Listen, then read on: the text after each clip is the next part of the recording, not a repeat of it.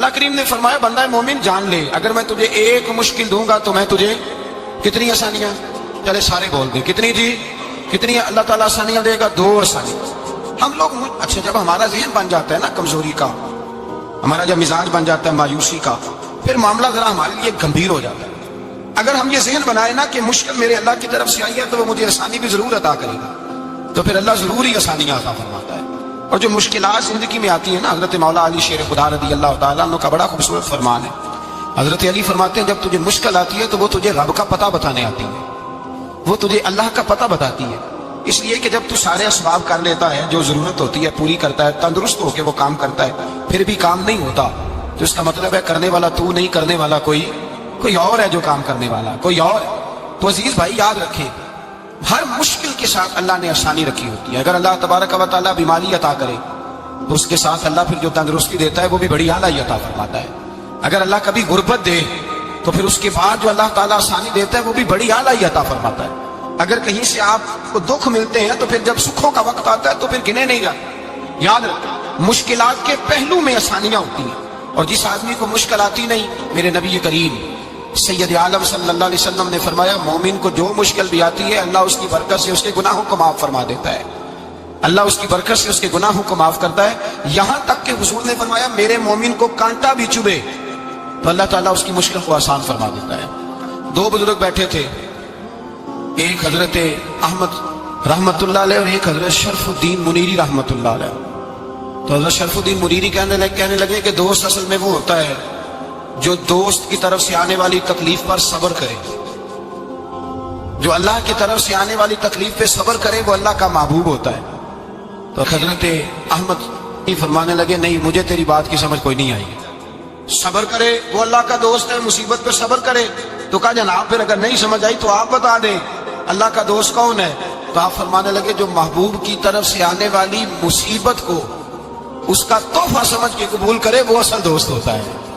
اس کا تحفہ سمجھ کے قبول کرے، اپنے رب کا تحفہ سمجھے، مالک کا تحفہ سمجھے کہ اس نے مجھے تحفہ دیا ہے، مجھے کسی مشکل میں ڈالا ہے۔ تو رب کریم بلا مثال و بلا تشبیہ سمجھانے کے لیے اللہ جب کسی کو مشکل میں ڈالتا ہے، کافروں کو تو اس نے موجیں کرائی ہوئی ہے، بڑی بڑی سہولتیں دی ہوئی ہیں، مشکل میں ڈب بھی ڈالتا ہے، اپنے نیک بندوں کو ڈالتا ہے۔ نمرود اور فرعون کے پیروں میں کانٹا بھی نہیں چبھتا، ان کو تکلیف نہیں آتی۔ تکلیف کسے آتی تھی؟ اللہ کے نیک بندوں کو تکلیف آتی تھی۔ حضرت رابعہ بصریہ جب تک زندہ رہی تب تک بیمار رہی، جس دن طبیعت ٹھیک ہوتی تو کہتی اے اللہ تو کہیں مجھ سے ناراض تو نہیں ہو گیا، تو کہیں ناراض تو نہیں مولا جب تو مجھے تکلیف دیتا ہے تو میں رو کے تیری عبادت کرتی، جب مجھے دکھ ہوتے ہیں تو میں سجدے میں تڑپتی، اور خدا بندہ اب تو میں سکھی ہوں، موج میں ہوں، مجھے رونا ہی نہیں آ رہا، تو خدا بندہ تو کہیں ناراض تو نہیں ہو گیا مجھ سے؟ دکھ تو اچھے ہوتے ہیں، دکھ تو پیارے ہوتے ہیں، اور دکھوں کے بعد جو اللہ آسانی دیتا ہے اس آسانی کا پھر کیا ہی کہنا۔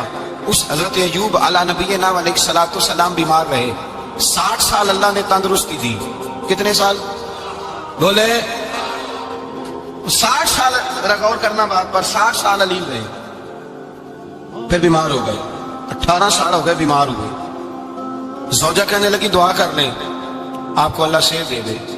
ہمیں اگر کوئی بندہ پوچھ لینا کہ بھائی کبھی کوئی خاص بات تو سناؤ، تو ہم جو ساری زندگی سکھ کے ساتھ سوئے ہوتے ہیں وہ بات نہیں سناتے، وہ جو ایک رات درد سے نیند نہیں آتی اس رات کا قصہ سناتے ہیں، کہتے ہیں وہ میرے الٹے دانت میں درد تھا تو میں ساری رات سو نہیں سکا۔ او بھائی جو ساری زندگی سویا ہے اس کا تو ذکر نہیں کر رہا، ایک رات جو تجھے نیند نہیں آ رہی۔ کسی سے پوچھا جائے، ڈاکٹر کہتے ہیں 360 ہڈیاں ہوتی ہیں وجود میں، کسی سے پوچھا جائے نا تیرا کیا حال ہے تو 359 ہڈیوں کا ذکر نہیں کرتا، جس گھٹنے میں درد ہے اس کا ذکر کرتا ہے، کہتا ہے یہ گھٹنے میں بڑی درد ہے۔ او بھائی باقی 359 ٹھیک ہے نا، ان کی بھی تو کوئی بات سنانا۔ حضرت رابعہ بصریہ رحمت اللہ علیہ کے پڑوس میں ایک نوجوان رہتا تھا، آپ کے پڑوس میں، تو وہ جب جو محلے میں بچے رہتے ہیں نا گاؤں میں ان کا پتہ ہوتا ہے، پڑوسی تھا تو 34-35 سال نوجوان کی عمر ہو گئی، کبھی بیمار نہیں ہوا۔ ایک دن اس کی طبیعت علیل ہوئی، سر میں درد ہوا تو اس نے پٹی باندھ لی سرخ رنگ کی، باہر نکل کے آیا، حضرت رابعہ بصریہ علیہ رحمہ نے دیکھا تو فرمانے لگے بیٹے خیر ہے؟ لگا جی اماں جی سر میں بڑی درد ہے۔ آپ فرمانے لگے کتنی عمر ہو گئی؟ کہنے لگا 34-35 سال۔ فرمانے لگے پہلے تو کبھی درد نہیں نہ ہوئی؟ کہنی اماں جی آج ہی ہوئی ہے۔ تو آپ فرمانے لگے 34 سال اللہ نے صحت دی ہے، تو نے شوگر کی ایک پٹی بھی نہیں باندھی، اور آج درد ہوئی ہے تو شکوے کی پٹی تو نے فوراً ہی باندھ لی ہے۔ کوئی شوگر کی پٹی بھی باندھنی چاہیے. حضرت ایوب 18 سال بیمار رہے. زوجہ کہنے لگی دعا کر لو, تو آپ فرمانے لگے بی بی سے کہ صحت کتنی دیر رہی؟ اس نے کہا 60 سال. تو آپ فرمانے لگے ذرا بیماری کو بھی 60 سال گزر لینے دو, پھر دعا بھی کر لیں. یہ دعا کی, اللہ یہ لفظ کہے, اللہ نے صحت دے دی, تندرستی آ گئی. ایک دن گھر میں بیٹھے بیٹھے زوجہ کہنے لگی کہ ایوب یہ بتاؤ دکھ اچھے کہ سکھ؟ آپ فرمانے لگے سارے دن ہی اللہ کے ہیں, پر دکھ بڑے اچھے تھے. مجھ سے پوچھو تو دکھ بڑے اچھے تھے. کہا کس طرح؟ حضرت ایوب فرمانے لگے جب میں بیمار تھا تو 24 گھنٹے میں ایک دفعہ میرا رب میرا حال پوچھا کرتا تھا. ایک دفعہ میرا اللہ پوچھتا تھا ایوب تیرا حال کیا ہے؟ فرماتے ہیں 12 گھنٹے تو لذت ہی رہتی تھی کہ میرے رب نے میرا حال پوچھ لیا, اور اگلے 12 گھنٹے میں انتظار کرتا تھا مالک حال دوبارہ کب پوچھے گا. فرمانے لگے اب صحت تو ہو گئی ہے, پر اب میرا رب میرا حال تو نہیں نہ پوچھتا. بھائی مشکلات جو ہوتی ہیں وہ تو تجھے سجا دیتی ہیں, سوار دیتی ہیں. تجھے یاد آتا ہے کوئی اپنا, جب تجھے درد ہوتی ہے نا, تکلیف ہوتی ہے, پھر تیرا دل کرتا ہے کوئی کندھا ملے جہاں میں سر رکھ کے رہوں. پھر اسی لیے تو کسی درویش سے کسی نے پوچھا تھا اپنا کون ہوتا ہے؟ تو کہا جو تجھے دکھ کے وقت یاد آئے وہ تیرا اپنا ہے. جو تجھے عین آزمائش کے وقت یاد آئے اور تجھے اس کا نمبر فوراً تیرے موبائل پہ چلنے لگے, وہ تیرا اپنا سجن ہے جس کو تو دکھ کے وقت یاد کرے. تو بھائی مشکلات کے بعد جو اللہ آسانی دیتا ہے. حضرت ابراہیم کو آگ میں بھی پھینکا گیا, حضرت ابراہیم علیہ السلام کو ستایا بھی گیا, نکالا بھی گیا, لیکن جب ان مشکلات سے گزرے تو میرا رب فرماتا ہے وَإِذِ ابْتَلَىٰ إِبْرَاهِيمَ رَبُّهُ بِكَلِمَاتٍ فَأَتَمَّهُنَّ قَالَ إِنِّي جَاعِلُكَ لِلنَّاسِ إِمَامًا. کہا جب ابراہیم پورے اترے تو پھر ہم نے انہیں امام بنا دیا. یا اللہ کس طرح کی امامت دی؟ فرمایا میں نے اتنی اعلیٰ شان عطا کی ہے کہ اپنے لاڈلے رسول کو جناب ابراہیم کی نسل میں پیدا فرما دیا ہے. میں نے مصطفیٰ کو ان کی نسل میں پیدا کر دیا, قیامت تک کے لیے ان کا وقار بڑھا دیا. اللہم صلی علی محمد وعلی آل محمد کما صلیت علی ابراہیم وعلی آل ابراہیم.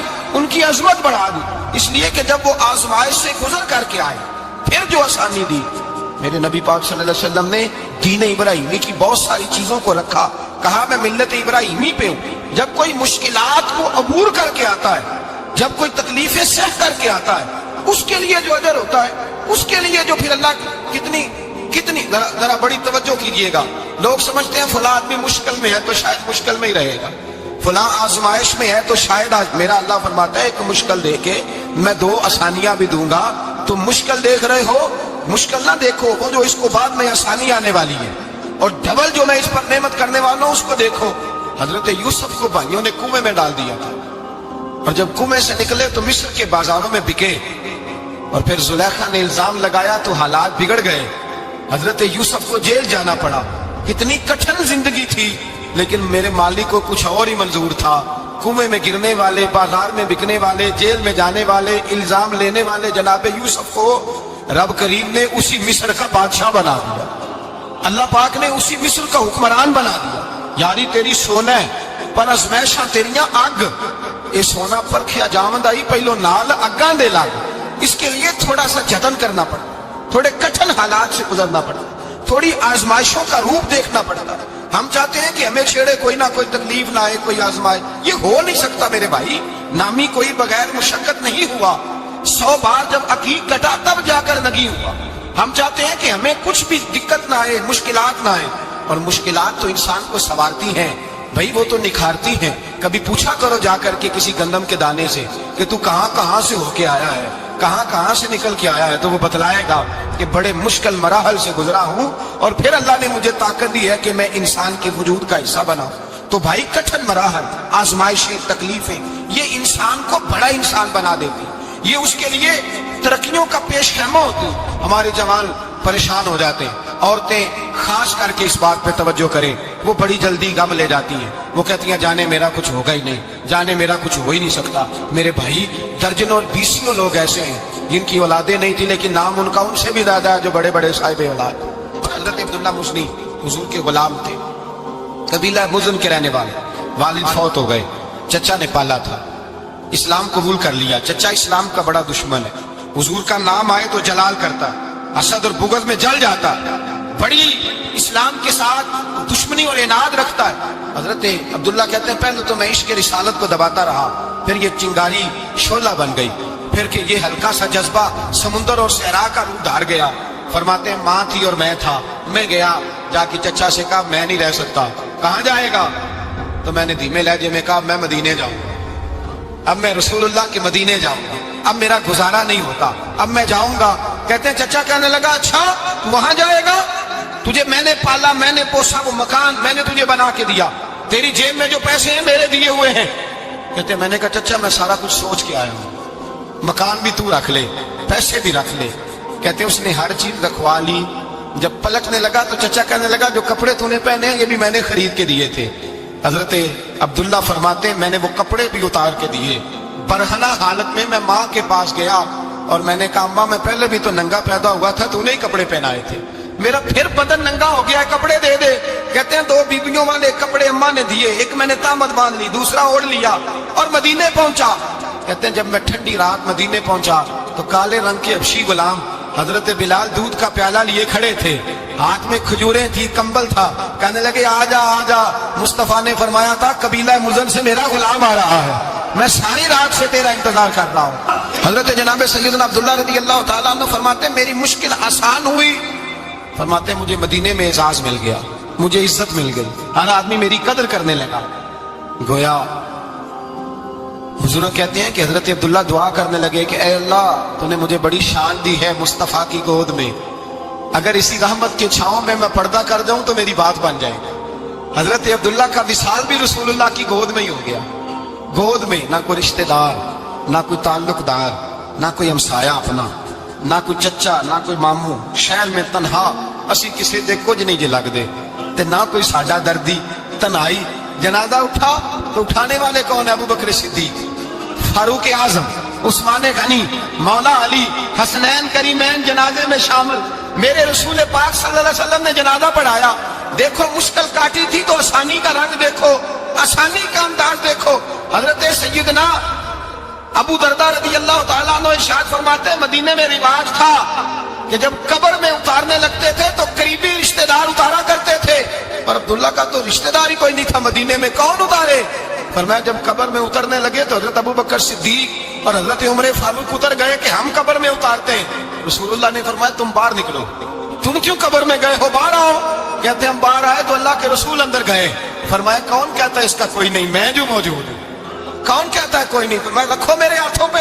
کہتے ہیں حضور کے دست مبارک پہ رکھا اور باہر کھڑے ہم رشک کرنے لگے کہ واہ اللہ تیرا آسانی دینے کا رنگ, آسانی. اس نے مشکل برداشت کی تو رب نے مصطفیٰ کے قدموں میں آسانیاں عطا فرمائی. پسے اور حضور نے قبر میں رکھا, نبی پاک نے. میرے دادا مشرق کہتے ہیں عشق سرکار کی ایک شمع جلا لو دل میں, بعد مرنے کے قبر میں بھی اجالا ہوگا. اور میرے اعلیٰ حضرت فرماتے ہیں لحد میں عشق رخ شاہ کا داغ لے کے چلے, لحد میں عشق رخ شاہ کا داغ لے کے چلے, اندھیری رات سنی تھی چراغ لے کے چلے. اور بیدم شاہ بارسی تو حد کر گئے, کہنے لگے پسے مردن, بعد مرنے کے پسے مردن فرشتوں نے جو تلاشی لی تو کیا نکلا؟ فقط ایک دل کے گوشے سے خیال مصطفیٰ نکلا, فقط ایک دل کے گوشے سے خیال. اور کامل پیرو نہ دے باہو قبر جنا دی جیوے. میرے بھائی نبی پاک صلی اللہ علیہ وسلم کے ساتھ وفا کی تنگی دیکھ کر دقت کا ساتھ دیا. مکہ مخالفت کرتا تو جناب فاطمہ حضور کا خیال رکھتی. فاطمہ بنت اسد بڑا پیار کیا, بڑی محبت کی مولا علی کی والدہ نے, ہر دکھ ہر تکلیف کاٹی, لیکن رسول کائنات صلی اللہ تعالی علیہ وسلم کا ساتھ نہ چھوڑا. اور یہاں تک روایات میں ملتا ہے کہ جناب فاطمہ الزہرا جب بیاہ کے ان کے گھر گئی تو باہر سے سودا لا کے دیتی. حضرت فاطمہ سے بڑا پیار کرتی, بڑی محبت, مشکلات میں ساتھ دیا. جب وصال ہوا تو فرماتے ہیں کوہرام مچ گیا مدینے میں. لوگ منتیں کرتے تھے کہ حضور کا ایک بال مل جائے تو قبر میں بخشش کا سامان ہو جائے گا. رسول پاک نے فرمایا جب جناب علی کی والدہ کو غسل دے دو تو کفن پہنانے سے پہلے میرے پاس آنا.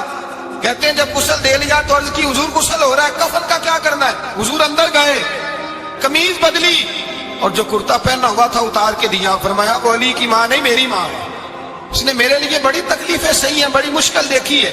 فرمایا اس طرح کرو میرے کرتے میں اسے کفن دو. حضور نے جنازہ پڑھایا, اپنے کرتا لباس مبارک میں کفن دلایا. پھر جب وہ دفن ہوئی تو حضور قبر پہ کھڑے ہوئے, کھڑے ہو کے فرمایا اے اللہ اپنے سارے نبیوں کے وسیلے سے اور میرے وسیلے سے میری اماں کی بخشی فرما دے. پھر جو آسانیاں ملی ان لوگوں کو تو ان کی قبروں تک آسانیاں ملی. پھر ان کو قیامت تک کے لیے آسانیاں ملی جنہوں نے مشکلات کو دیکھا. اور بھائی جو سوئے رہے، جو آرام کرتے رہے، جنہوں نے مناسب ہی نہ سمجھا کوئی کٹھن مرحلہ طے کرنا، جنہوں نے کہا نا نا نا نا ہم تو سکھ کے ساتھی ہیں، ہم تو سکون کے ساتھی ہیں، بھائی ہم تو سلوٹ کے ساتھی ہیں، جب موجیں لگے گی تو دوڑ کے پہنچیں گے، کہیں گے ہمارا بھی تعلق بنتا ہے، ہماری بھی رشتہ داری ہوتی ہے، ہمارے بھی رابطے ہوتے ہیں، پھر دوڑ کر کے پہنچیں گے. اصل ساتھی وہ ہوتا ہے جو دکھ کا ساتھی ہو، آزمائش کا ساتھی، مشکلات تجھے اونچا اڑاتی. حضرت سلمان فارسی کہتے ہیں میں نبی پاک کی تلاش میں نکلا تھا، حضور کی تلاش میں نکلا، اور میں نے کئی سال حضور کو ڈھونڈا، کبھی ایک دروازے، کبھی ایک دروازے، کبھی دوسرے دروازے، کبھی تیسرے دروازے. فرماتے میں شہزادہ تھا پر بکتا بکاتا مدینے آیا، میں نے نبی پاک کی تلاش میں یہودیوں کی غلامی بھی کی، تیری تلاش میں پھرا میں جنگل پہاڑ اور دشت میں. فرماتے ہیں بڑی تکلیف کاٹی، بڑی آزمائش دیکھی، لیکن اس دن مجھے سارے دکھ بھول گئے، اس دن میری ساری تکلیفیں آسانیوں میں بدل گئی جس دن میرے نبی نے میرا بازو تھام کے کہا سلمان منا اہل البیت. فرمایا سلمان کو تو میں نے اپنی اہل بیت میں شامل کر لیا ہے. فرماتے اتنی بڑی فضیلت کہ میں رسول اللہ کے خاندان میں جا شامل ہوا. تو بھائی یاد رکھیں، جب آپ کو مشکل آتی ہے تو آپ کو آسانی دینے کے لیے آتی ہے، جب آپ کی طرف کوئی آزمائش آتی ہے تو آسانی دینے. یہ بات صحیح ہے کہ بیٹیاں پیدا ہونے پہ مشکل ہوتی ہے، ان کے نصیبوں سے ڈر آتا ہے، پر جتنی آسانی اللہ بیٹیوں کے باپ کو عطا کرتا ہے اور جتنی رحمت رب بیٹیوں کے باپ پہ فرماتا ہے اتنی بھی کسی اور کے حصے میں نہیں آتی. اس میں شک کوئی نہیں کہ بوڑھے ماں باپ کو جب سنبھالنا پڑے تو مشکل ہوتی ہے. بوڑھوں کی طبیعت بچوں جیسی ہو جاتی ہے، دقت ہوتی ہے، آزمائش ہوتی ہے، ان کی بات سننا بعض اوقات کڑوا لگتا ہے، ان کی فرمائشیں بعض اوقات بچوں کی طرح ایسی ہوتی ہیں جو حل نہ ہو سکے. لیکن یہ وہی ماں باپ ہیں جن کی نوکری کے بارے میں میرے مصطفیٰ نے فرمایا اگر تو ایک رات انہیں خوش کرنے میں کامیاب ہوا تو اللہ 2 حج اور 2 عمرے کا ثواب عطا فرمائے گا. اس میں شک نہیں کہ بہت سارے کام مشکل ہوتے ہیں، کٹھن ہوتے ہیں، آزمائش والے ہوتے ہیں، اس میں کوئی شک نہیں کہ اس دور میں دین کا کام بڑا مشکل ہے، دعوت و تبلیغ کا سلسلہ بڑا کٹھن ہے. اس دور کے اندر حق بات بیان کرنا بڑا ہی مسئلہ ہے. اس دور کے اندر لوگوں کو کھری بات پہنچانا اور بتانا یہ اپنے ہاتھ میں آگ کا انگارہ پکڑنے کے مترادف ہے. لیکن میرے مصطفیٰ نے فرمایا تھا اس دور میں جب فتنہ ہو من تمسک بسنتی ان فساد امہ فلہ اجر 100 شہید. فرمایا اس دور میں جب آزمائشیں آ جائیں، تکلیفیں آ جائیں، اس دور میں جو میری سنت پر عمل کرے گا، رسول پاک کا وعدہ ہے اللہ ایک سنت پر عمل کرنے والے کو 100 شہیدوں کا ثواب عطا فرمائے. اللہ 100 شہیدوں کا درجہ دے گا اسے. تو بھائی جس قدر مشکل زیادہ اس قدر آسانی بھی، اس قدر اجر بھی زیادہ. مشکلات سے گھبرایا نہ کریں، ذہن بنا لیں کہ جس رب نے دی ہے وہی اللہ نجات بھی عطا فرمائے گا. انسان آسان ہو جاتا ہے. ہم لوگوں نے نا دوڑ صرف سکھ کٹھے کرنے کے لیے لگا لی، سکھ کٹھے کرنے کے لیے. وہ لوگ دکھوں میں راضی رہتے تھے، آزمائشوں میں. ہمارا دعویٰ ہے رب رسول سے پیار کا، اور میرے حدیث بخاری میں ہے فرمایا جو مجھ سے جتنا زیادہ پیار کرے گا اتنا اس کی طرف مشکل زیادہ آئے. حضرت ابو بکر شبلی رحمۃ اللہ علیہ سے کچھ لوگ ملنے آئے، کہنے لگے صاحب ہمیں آپ بڑے اچھے لگتے ہیں، بڑے پیارے لگتے ہیں، آپ کی زیارت کرنے آئے، دل کرتا ہے 2 گھڑیاں پیر دبا دیں، دست مبارک چوم جائیں، دست بوسی ہو جائے، دل کرتا ہے. آپ نے فرمایا واقعی مجھ سے پیار ہے؟ کہا حضور بڑا پیار ہے. ورنہ سوچ لو کا صاحب بڑا پیار، پھر سوچ لو کا بڑا پیار ہے. حضرت ابو بکر شبلی دیوانے سے آدمی تھے، پتھر اٹھائے روڑے اور زور سے ان لوگوں کو مارنے شروع کر دیے. دوڑ گئے، کہنے لگے بابا تو پاگل ہو گیا ہے. جب دوڑے تو حضرت ابو بکر شبلی فرمانے لگے بس تم تو کہتے تھے ہمیں پیار بڑا ہے. کہا حضور کیا مطلب؟ آپ فرمانے لگے اگر تمہیں مجھ سے پیار ہوتا تو میرے روڑے کھا کے میرے دروازے پہ مر جاتے، کبھی میرا ساتھ چھوڑ کے نہ جاتے. تمہیں پیار نہیں، تم سکھ کے سجن ہو، تم چوری کھانے والے میاں مٹھو ہو. تم تو اس لیے آئے ہو کہ یہاں برکتیں ملیں گی، موجیں ملیں گی. تمہیں پیار نہیں. ہمیں خدا رسول سے پیار بھی ہے، ذرا سی آزمائش آئے رونے بیٹھ جاتے ہیں. غریب بھی رو رہا ہے، بیمار بھی رو رہا ہے، تنگ دست بھی رو رہا ہے، اور جو آدمی کسی مشکل میں گرفتار ہے وہ بھی کہتا ہو جتنا میں الجھ گیا ہوں ہے ہی کوئی نہیں. اٹھیں، بیدار ہوں، اپنے آپ کو توانا کریں، اپنے اندر جولانیاں پیدا کریں. یاد رکھیں جتنی مشکل سخت ہوگی اتنی آسانی بھی اللہ زیادہ ہی عطا فرمائے گا. اللہ تعالیٰ زیادہ اور وعدہ کیا اللہ پاک نے فَإِنَّ مَعَ الْعُسْرِ يُسْرًا إِنَّ مَعَ الْعُسْرِ يُسْرًا. فرمایا اگر میں تمہیں ایک مشکل دوں گا تو میں تمہیں 2 آسانیاں عطا فرماؤں گا. اللہ تعالیٰ ڈبل آسانی دیتا ہے اگر کسی پر مشکل ڈالتا ہے. اپنے آپ کو کمزور نہ کریں، ذہن بنائیں دکھ سہنے کا، مزاج بنائیں تکلیف برداشت کرنے کی. پھر یہ مشکل نہیں ہوگا، پھر آسانی سے بندہ گزر جائے گا.